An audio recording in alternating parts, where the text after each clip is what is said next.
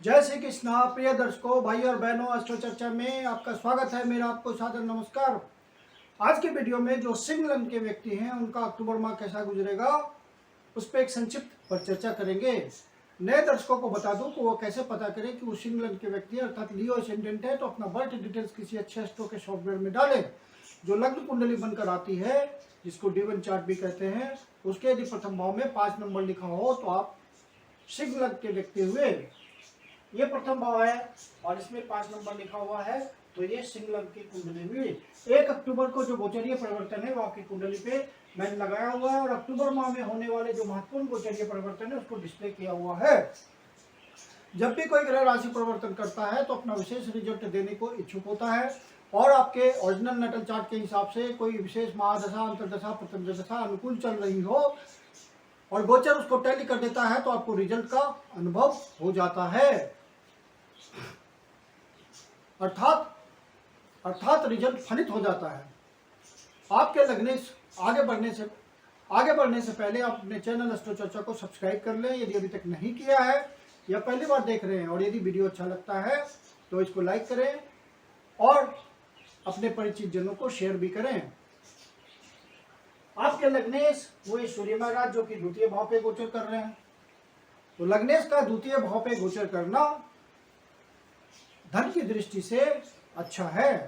धन संचय करने में आप सफल हो पाएंगे। यह महीना आपकी धन संचय के प्रति आग्रह बढ़ा रहेगा और आप उसके लिए सतत प्रयास करेंगे। यदि आप पारिवारिक बिजनेस में हैं, माता पिता के बिजनेस को आगे बढ़ाते हैं, तो उसको बढ़ाने में आप सफल होंगे। कोई सरकारी सहयोग भी आपको मिल सकता है, किसी तरह का, किसी सरकारी ऑफिसर से, किसी सरकारी पावर से आपको कांटेक्ट मिल सकता है जिससे आप धन कमाने में सफल हो सकें। बुध महाराज भी द्वितीय भाव पे गोचर कर रहे हैं और आपके लाभेश हैं और खुद द्वितीय भाव पे गोचर कर रहे हैं, उच्च की राशि में गोचर कर रहे हैं, स्वराशि में गोचर कर रहे हैं, मूल त्रिकोण राशि में गोचर कर रहे हैं। तो नए नए अवसर मिलेंगे धन कमाने के, नई अपॉर्चुनिटीज आएगी, आपकी धन कमाने की इच्छा पूर्ति अवश्य सफल होगी। इस माह में जो व्यापार में लगे हुए लोग हैं, बिजनेस करते हैं, उनके विजडम इस महीने बहुत बड़ी हुई होगी और वो जो भी अपॉर्चुनिटीज होंगे उनके सामने आएगी, उसको वो बड़ी आसानी से पहचानेंगे और डिसीजन लेंगे।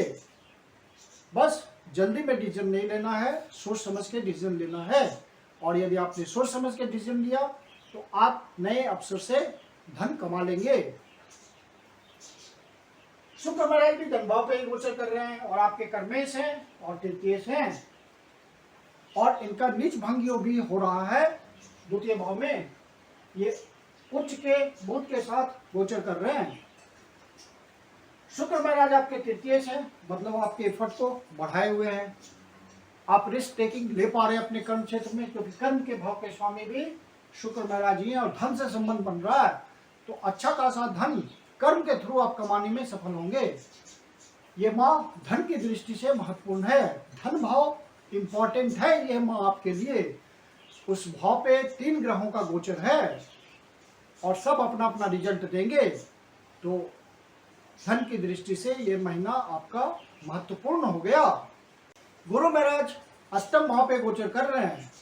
अष्टम भाव पे गुरु महाराज का गोचर उतना सुखद नहीं होता, लेकिन अपनी राशि में गोचर कर रहे हैं, वक्री अवस्था में गोचर कर रहे हैं, तो चेष्टा वाला अतिरिक्त मिला हुआ है, तो आपके पुराने रुके हुए काम को पूरा कराएंगे, पूरा कराने के प्रयास में लगे हुए हैं और अचानक से आपको धन की प्राप्ति होगी, क्योंकि यहाँ से गुरु महाराज धन भाव को देख रहे हैं। तो जो नए नए अवसर आ रहे हैं वहाँ ज्यादा धन कमाने के अवसर पैदा करेंगे गुरु महाराज का पूरा सहयोग मिलेगा आपको।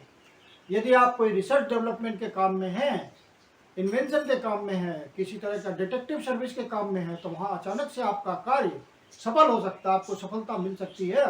कोई वसीयत का मामला सफल हो सकता है, कोई छिपा हुआ धन मिल सकता है, किसी तरह का इंश्योरेंस का पैसा आपको मिल सकता है। तो गुरु महाराज के अष्टम भाव पे गोचर होने से इनमें से कोई रिजल्ट यदि आपके ओरिजिनल नटल चार्ट में फलित हो रहा होगा तो वो आपको मिल जाएगा।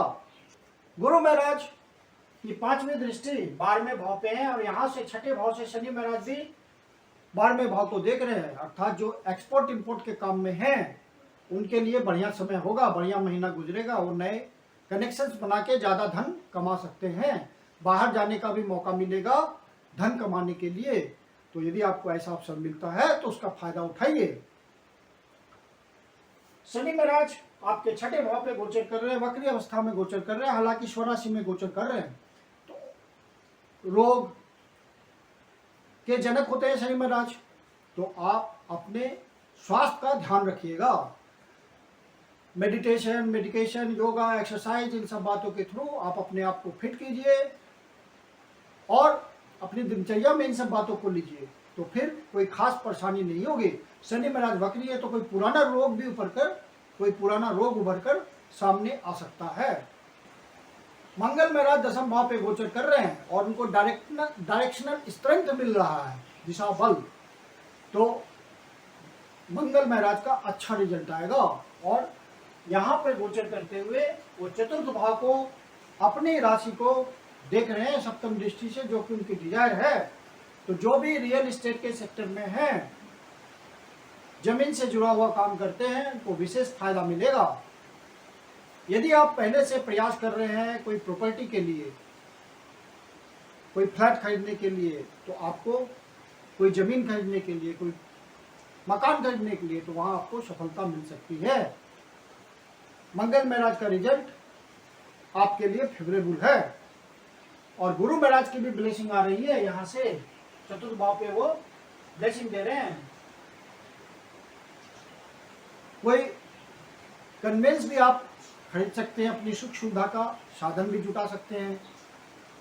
शनि महाराज हालांकि इस समय वक्री चल रहे हैं, लेकिन 23 तारीख से 23 अक्टूबर को मार्गी हो जाएंगे। तो शनि जो भी रिजल्ट में देरी दे रहे थे वो आपका काम सुगमता से पूरा हो जाएगा। मार्गी होने के बाद मार्गी हो जाने के बाद शनि महाराज का रिजल्ट अच्छा हो जाएगा। शनि महाराज की कर्म की दृष्टि तीसरे भाव पे है, अर्थात आप अपने प्रयासों में लगे रहिए। शनि महाराज का ये इंडिकेशन है, डेडिकेशन के साथ लगे रहिए, ऑनेस्टी के साथ लगे रहिए, तो आपको सफलता मिलेगी। आपका कर्म क्षेत्र बढ़ेगा। यदि आप व्यापारी वर्ग हैं, बिजनेसमैन हैं, तो आप अपने काम को निश्चित रूप से बढ़ा पाएंगे। और जो अनएम्प्लॉयड लोग हैं, नौकरी के लिए प्रयास कर रहे हैं, उनको इस महीने सफलता मिल सकती है, क्योंकि इच्छा पूर्ति, रेगुलर इनकम, नए अवसर, इन सब बातों का आना तय है। यदि आपके ओरिजिनल नेटल चार्ट में कोई इंडिकेशन होगा सरकारी नौकरी का, कोई अच्छी प्राइवेट नौकरी का, तो आपको सफलता मिल जाएगी और कर्म में आप प्रवृत्त हो जाएंगे और इनकम आपको रेगुलर मिलने लगेगी। लाइफ पार्टनर से किसी तरह का मतभेद हो सकता है, वहाँ ध्यान रखिएगा कि विचारों में भिन्नता आने पर आप आपसी सहयोग से उस भिन्नता को सॉल्व कर लीजिए। आपसी अंडरस्टैंडिंग को बनाए रखने की कोशिश कीजिए।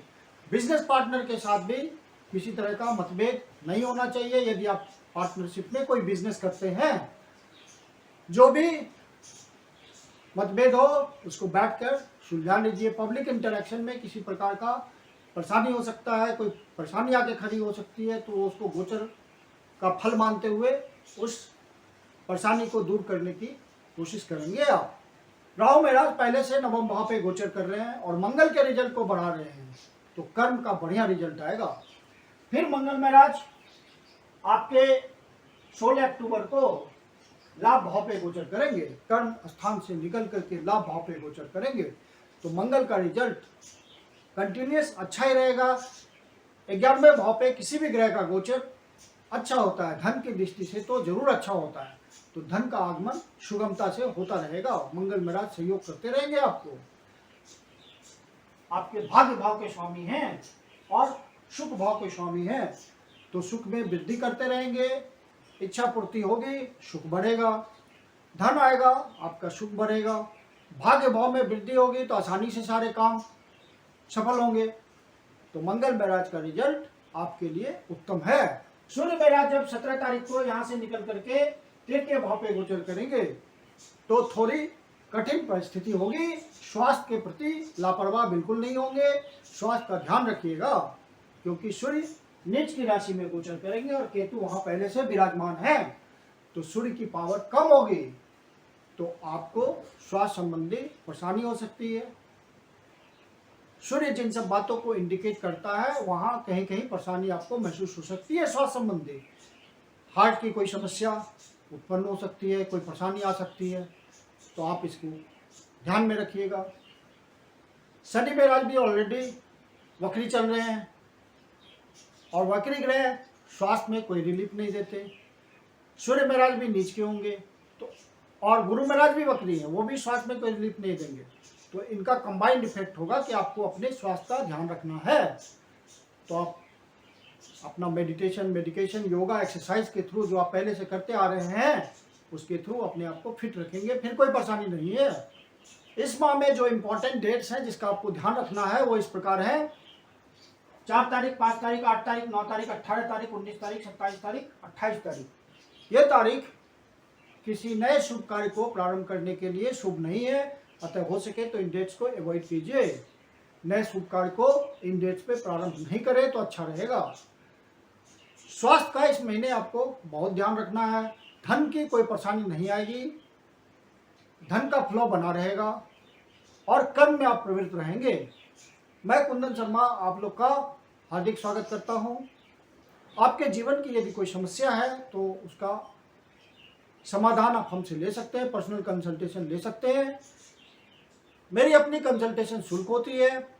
वीडियो के अंत में मेरा व्हाट्सएप नंबर दिया हुआ है, डिस्क्रिप्शन बॉक्स में भी व्हाट्सएप नंबर मेंशन है। आप बुकिंग के लिए मुझे कांटेक्ट कर सकते हैं। धन्यवाद।